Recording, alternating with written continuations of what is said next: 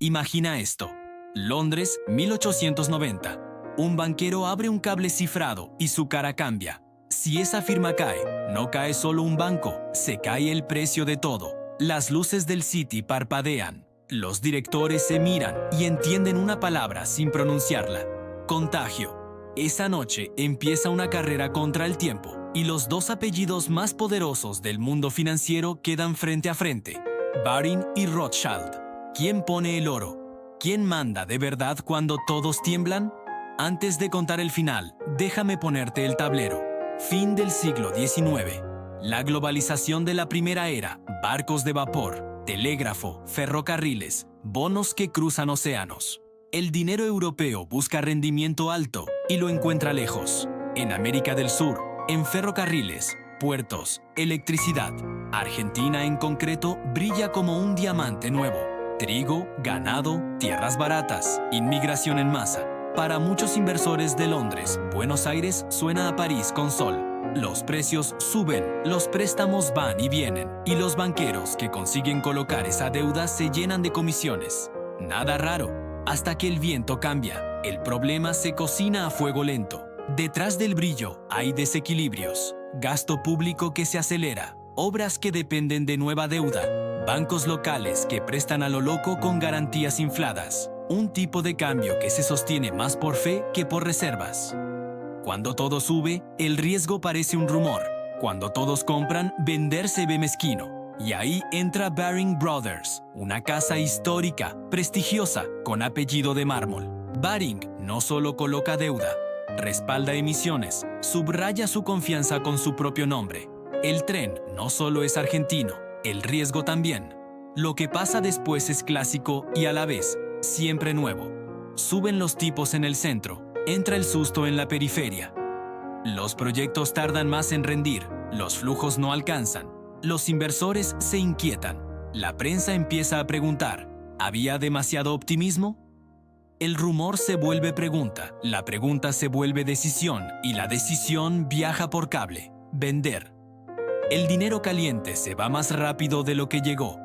Las reservas caen. El tipo de cambio sufre, el crédito se seca. Buenos Aires deja de ser la fiesta, se convierte en la factura. Aquí la historia se acelera. Baring había garantizado más papel del que debía, convencido de que el mercado absorbería todo. Cuando el mercado se congela, esa garantía se convierte en un lastre que pesa toneladas.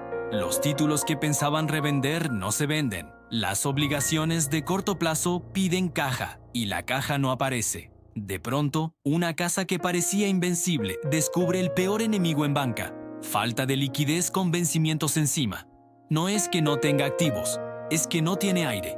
Y entonces ocurre la escena que separa el mito de la técnica. El gobernador del Banco de Inglaterra, con el pulso en la garganta de la City, llama a la puerta que hay que llamar, la de los Rothschild.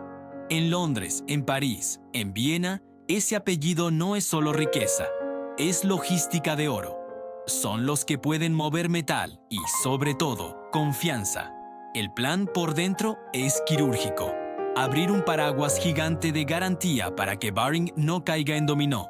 Revisar libro por libro para distinguir lo que vale de lo que estorba. Y conseguir oro físico para sostener la convertibilidad si el pánico decide probar la fuerza de la libra. Es decir, tiempo, selección y metal. ¿Por qué Rothschild? Porque su negocio de bullion, comprar y vender oro para estados y bancos, es el lubricante del patrón oro. Cuando el sistema necesita metal, lo pide donde sabe que hay inventario y acceso, a las mesas que llevan décadas haciendo esto. Además, la red Rothschild domina el arte del cable. Pueden coordinar en horas a casas de París, Berlín, Viena y San Petersburgo para que las reservas se muevan como una coreografía. El público no lo ve. El sistema lo siente. Mientras tanto, en los salones de Londres, los directores de las grandes casas forman un círculo poco romántico. ¿Quién pone cuánto en el fondo de rescate? Aquí hay números, sí, pero también jerarquía. Quien pone más, manda más en los términos. ¿Qué activos se liquidan? ¿Qué filiales se venden? ¿Qué directores se van? ¿Qué comisiones se cobran por el riesgo? No es caridad, es ingeniería de supervivencia con un precio. La voz en la mesa dice, Salvamos la casa, no a los dueños. Se protege la continuidad del sistema, no una fortuna particular. No te imagines un cheque mágico. Imagina una operación militar con 3 frentes. Frente 1. Liquidez inmediata para que Baring no incumpla mañana a las 10.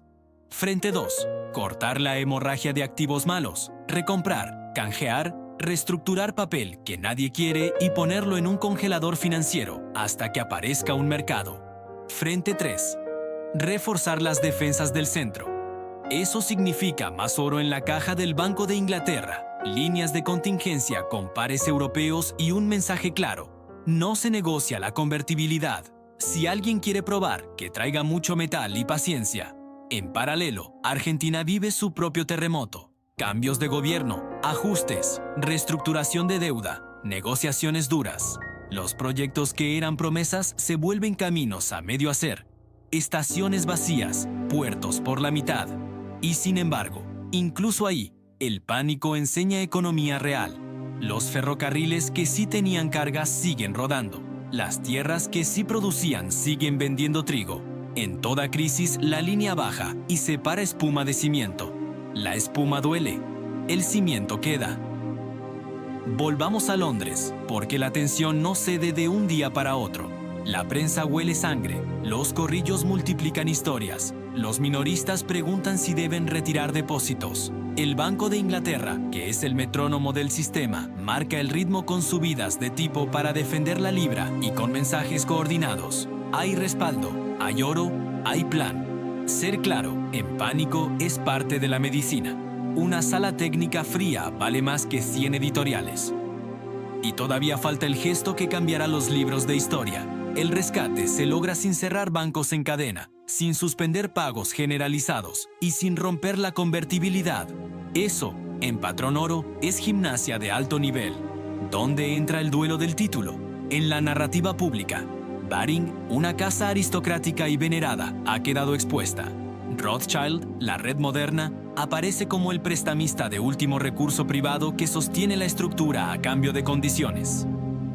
Uno representa la vieja confianza en la marca de la casa, el otro, la nueva lógica de red y liquidez. En esa tensión, el sistema aprende una lección. La solvencia contable no sirve si no puedes convertirla en efectivo hoy.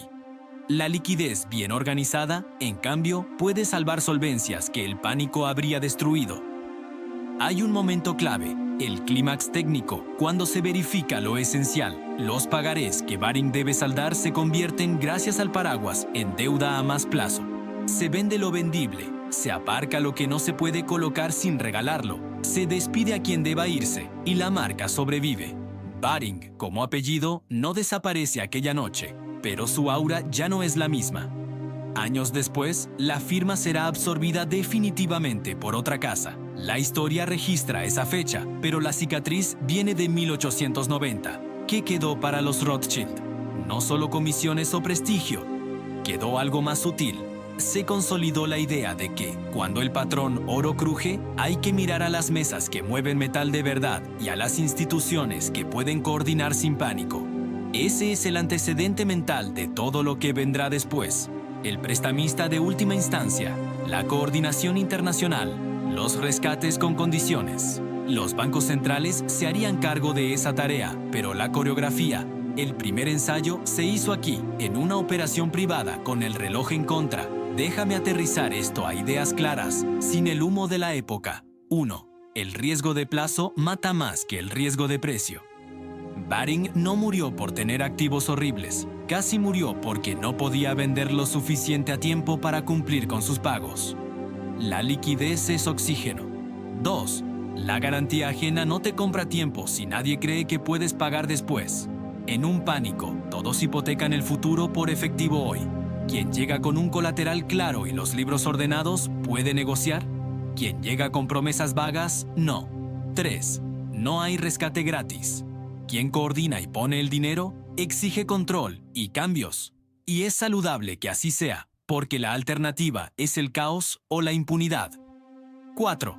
El centro y la periferia respiran juntos. El inversor de Londres que cree estar invirtiendo en Argentina En realidad, está invirtiendo en la estabilidad de su propio mercado para poder salir si las cosas se complican. Y al revés, el gran banco londinense que presume de prudencia está, le guste o no, expuesto a decisiones tomadas a miles de kilómetros de distancia. La globalización de 1890 no tenía redes sociales, pero tenía cables y barcos, y la velocidad era suficiente para que una falsa seguridad durara meses y un pánico explotara en días. Y 5. Toda red se sostiene en unos pocos nodos clave. Si esos nodos pierden credibilidad, el sistema entero cruje. Por eso el gobernador fue a tocar la puerta que importaba. Por eso el apellido Rothschild, con su red de oro y de reputación, pudo sostener el golpe. Si ese nodo hubiera fallado, el relato de hoy sería muy diferente. Los sistemas viven de redundancia y de confianza. Si quitas cualquiera de las dos, el castillo parece fuerte, hasta que alguien tose. Quiero que veas la escena final en cámara lenta. Londres amanece. El olor a tinta y a tabaco flota en el aire de las oficinas. Hay listas con compromisos firmados. Hay remesas de oro moviéndose en barcos discretos. Hay cartas viajando a las grandes casas europeas pidiendo coordinación y hay decisiones duras sobre qué activos se liquidan primero. Las ventanillas de los bancos abren. La cola de gente asustada que se temía no aparece. Los titulares catastrofistas que se escribieron en borrador no se publican. El City, esa gran máquina de cafés y campanas, sigue sonando. Nadie aplaude. En la banca, los aplausos son sospechosos, pero se oye un suspiro colectivo, un alivio silencioso. Sobrevivimos, esta vez. Y ahora, la parte que te interesa si piensas en sistemas, en negocios o en tus finanzas personales. ¿Qué harías si mañana te pidieran el doble de efectivo del que tienes hoy? ¿Cuánta caja real puedes reunir en 48 horas sin vender a precio de remate? ¿Qué colateral tienes ya preparado para convertir en liquidez sin dramas? ¿Qué red podrías activar con solo 2 llamadas, no con 20? ¿Quién sería tu Rothschild? ¿Y en qué términos? Las crisis premian la preparación aburrida. Contratos claros, plazos escalonados, reservas líquidas, relaciones sanas. Todo eso suena mucho menos sexy que un titular de periódico, pero es lo que evita que un mal lunes destruya el trabajo de 10 años. También vale la pena mirar la otra cara de la moneda. ¿Cuándo decir no? Baring dijo sí demasiadas veces a colocaciones que funcionaban mientras el mercado seguía comprando. Cuando la demanda se detuvo, se encontró con una mesa llena de platos, pero sin comensales. La disciplina de riesgo es el arte de dejar dinero encima de la mesa a propósito. A corto plazo, duele. A largo plazo, te mantiene vivo. Rothschild no era perfecto, pero dominaba esa regla: premio por riesgo, colateral real y control en la operación. Ese manual, pulido a golpes, es el que luego copiaron las instituciones modernas. Hay quien dirá que esta historia es un guiño a la élite. No lo es.